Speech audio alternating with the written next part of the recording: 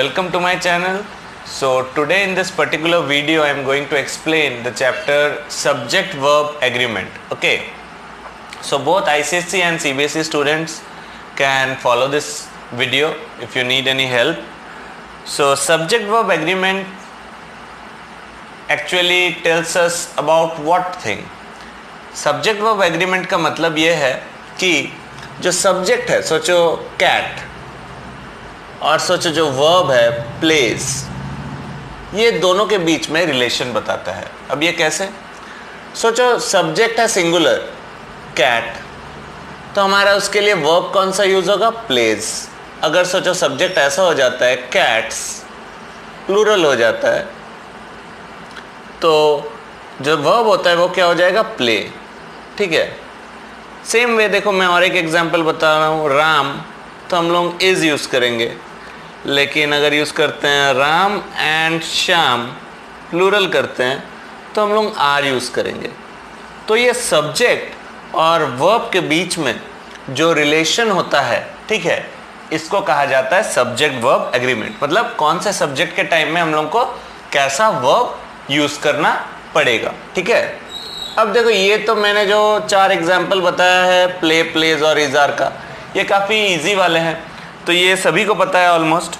लेकिन subject verb करते वक्त हम लोग को बहुत सारा रूल्स के बारे में पता रहना चाहिए. ठीक है. उसके बारे में आज हम लोग इस वीडियो में डिस्कस करने वाले हैं. तो देखो, फर्स्ट रूल R1 में लिख रहा हूँ फॉर रूल 1. सोचो अगर कुछ ऐसा दिया हुआ है, the quality of mangoes dash not good. ठीक है. अब ये वाले सेंटेंस में अगर तुमको ऑप्शन दिया हुआ है इज और आर, तो तुम क्या यूज करोगे?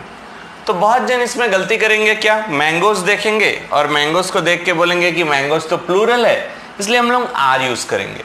लेकिन ये जो फर्स्ट रूल मैं बता रहा हूं, उसमें हम लोग मैंगोज को कंसिडर नहीं करेंगे, क्योंकि ये जो इज और आर हम लोग जिसके साथ रिलेट कर रहे हैं वो मैंगोज के साथ नहीं, वो क्वालिटी के साथ रिलेट हो रहा है. ठीक है. तो ये क्वालिटी सिंगुलर है, तो इसलिए हम लोग को यहाँ इज यूज करना होगा. तो quality of mangoes is not good, क्योंकि यहाँ पर मैंगोज हमारा सब्जेक्ट नहीं है मेन. ठीक है.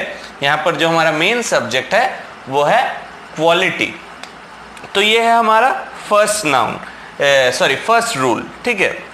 सेकेंड रूल में आ जाते हैं. चलो, सेकेंड रूल में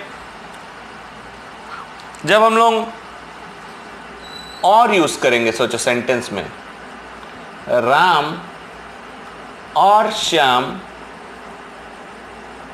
dash absent.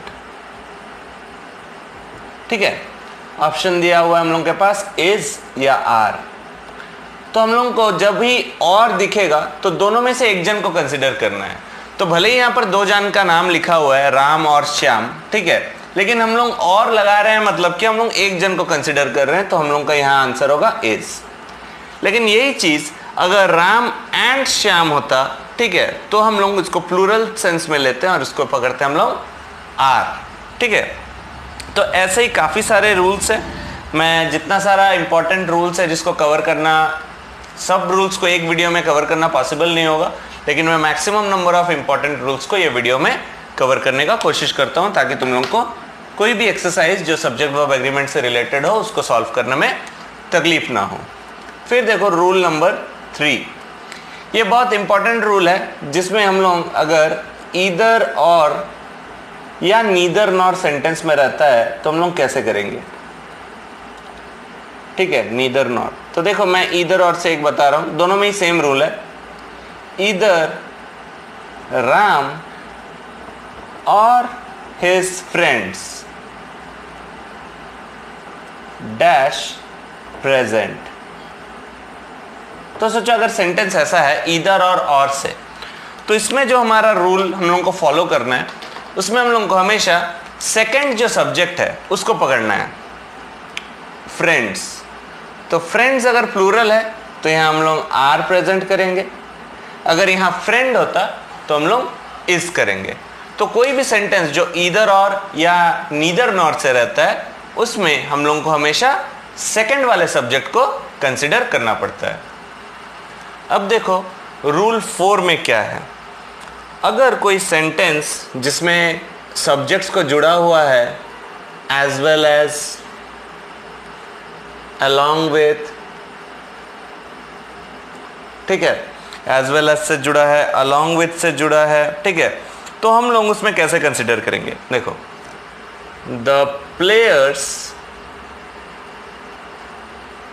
along with the coach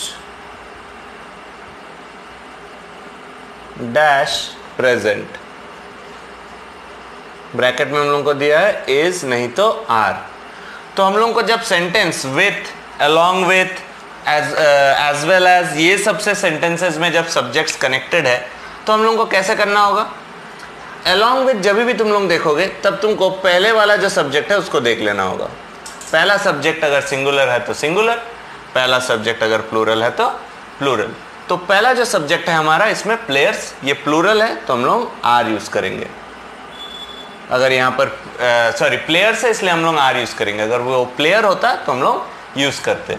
लेकिन यही चीज जब नीदर नॉर और ईदर और के साथ होता है तब हमेशा हम लोग सेकेंड वाला ऑब्जेक्ट को देखते हैं, ठीक है।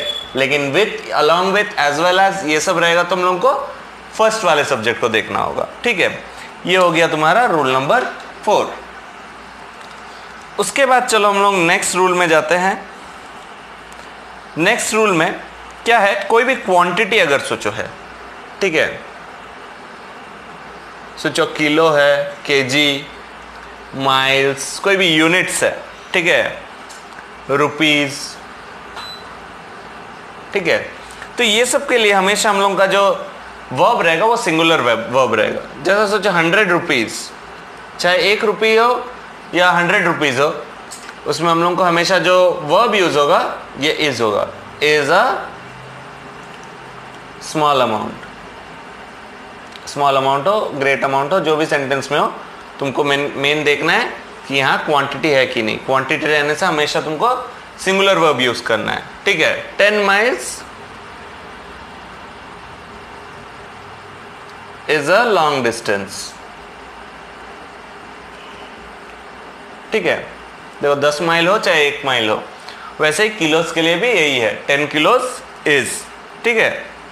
ये हो गया आपका रूल नंबर 5। उसके बाद देखो अगर तुम्हारे पास कलेक्टिव नाउन होता है तो, ठीक है।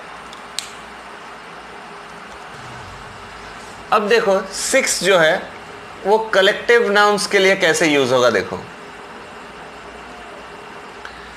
अब कलेक्टिव नाउन्स जब दिया रहेगा तब वो कभी कभी सिंगुलर में भी यूज होता है और कभी कभी प्लूरल में भी यूज होता है, depending on how the sentence is, ठीक है। देखो मैं जैसे 2 सेंटेंस बता रहा हूं, ठीक है, अच्छे से देखना तो समझ में आएगा।